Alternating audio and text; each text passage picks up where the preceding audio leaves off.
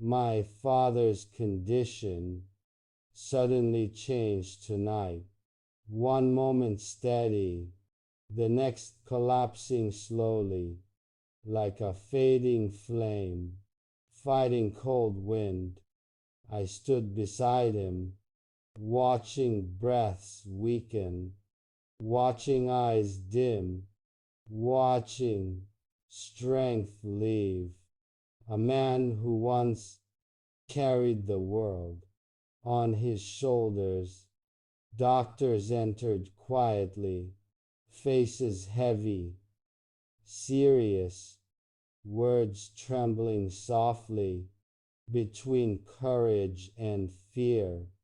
And for the first time, I saw uncertainty in their confident eyes.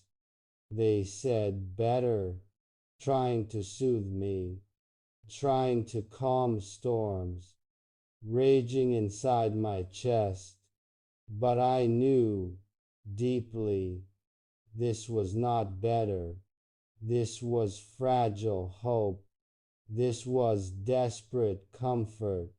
This was a prayer spoken without certainty.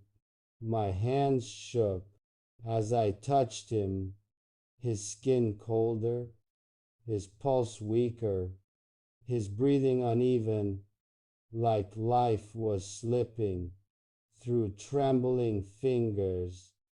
Memories flooded me, his warm laughter, his gentle guidance, his strong hands lifting me up when I was broken, his steady voice calming storms I could not name.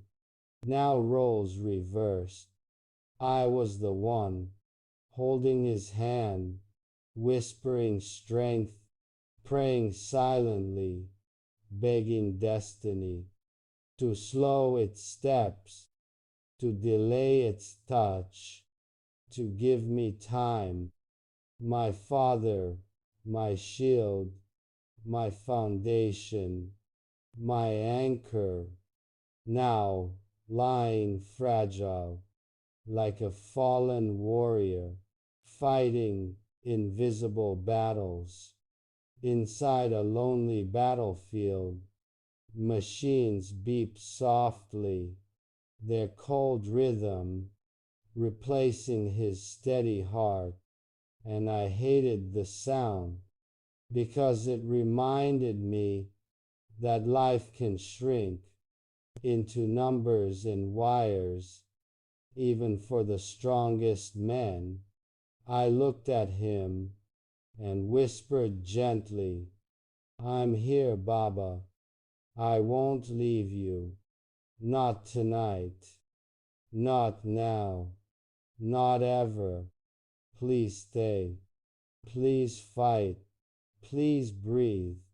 Tears burned my eyes, but I hid them because he had never shown weakness before me, and I wanted strength to reach him somehow, even through silence.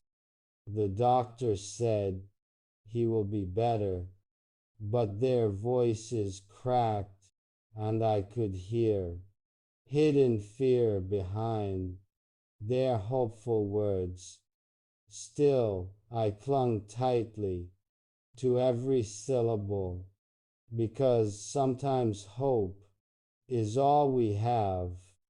I remembered childhood, his voice waking me, his hands tying laces, his eyes shining proudly at every small victory. He was my hero, my guide, my teacher, my protector, my world. And now I was watching him struggle for breaths he once gave freely to comfort me. When I cried, life circles strangely. The one who held you now needs holding. The one who fought storms now needs shelter. The one who taught courage now needs strength borrowed from your love. And I realize something. Love becomes prayer. When words fail, love becomes medicine. When fear rises, love becomes light. When darkness falls, love becomes strength.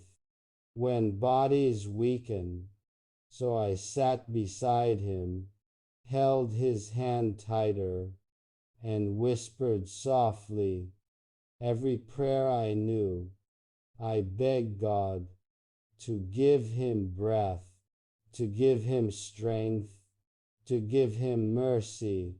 Hours passed slowly, each minute heavy, each second sharp, each breath precious.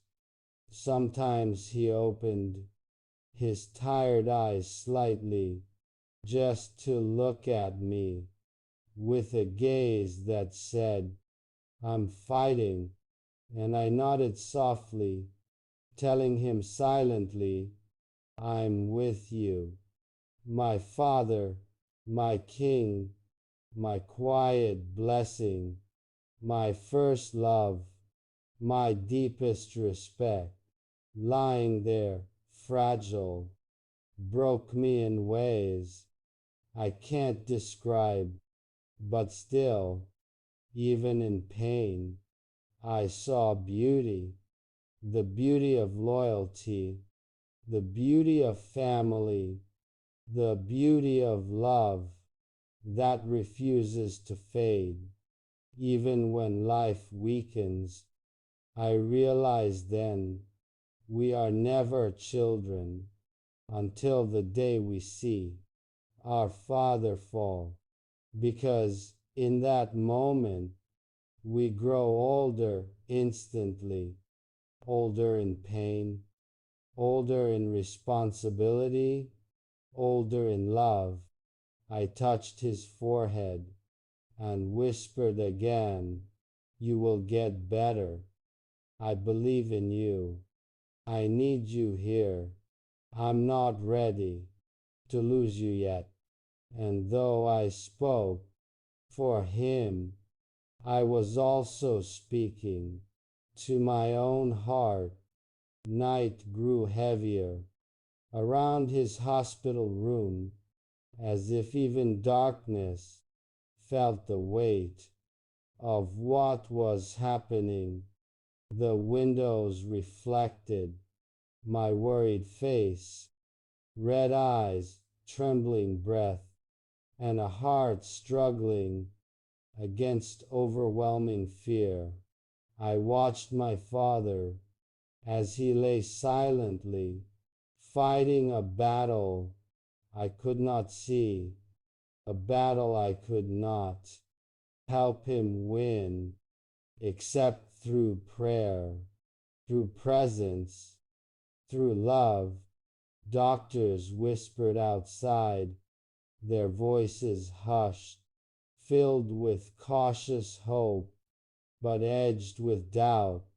I wanted to block their words completely, because every sentence carried a possibility. I was too afraid to imagine tonight when I returned inside.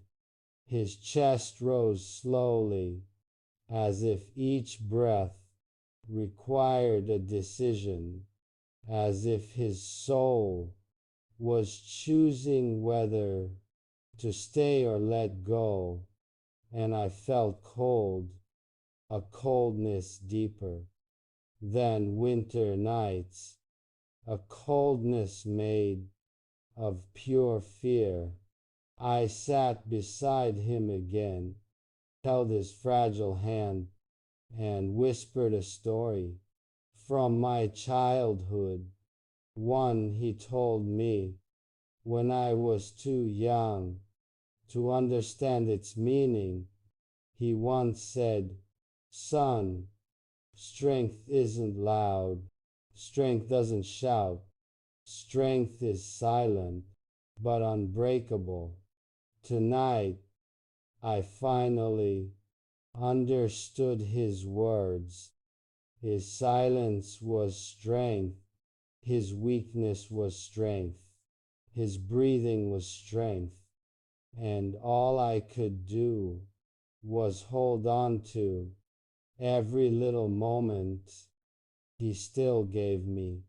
Nurses entered quietly, adjusting